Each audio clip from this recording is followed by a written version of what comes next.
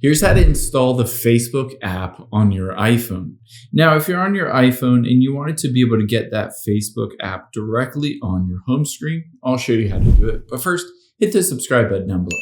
It really helps me out. Thanks, guys.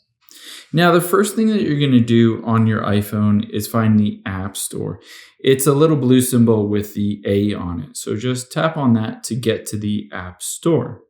After you've done that, you're going to tap on your profile button at the very top right and make sure you're signed into your account. You should see your name at the very top with your email address indicating that you're signed in.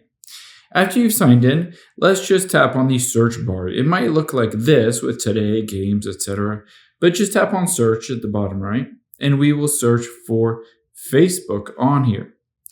After you've searched for it, you'll be able to see here's Facebook with 24 million reviews. It might say get on here, or it might just have the little cloud symbol. If it has either one, you can just tap on it.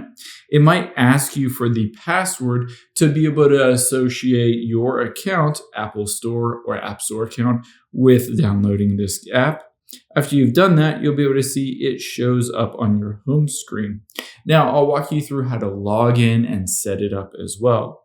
So let's just tap on the Facebook app, and if you've logged in previously, it might recognize or it might autofill the password and email address. You can just tap on it. If you don't know your password, you can hit forgot password on here, or if you wanted to, you can create a new account.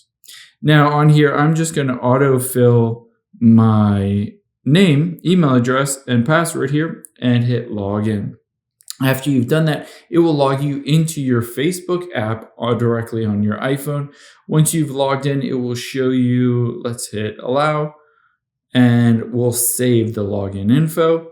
It will show you everything, all your friends, all the feed. You can go to friends here, reels to start watching reels.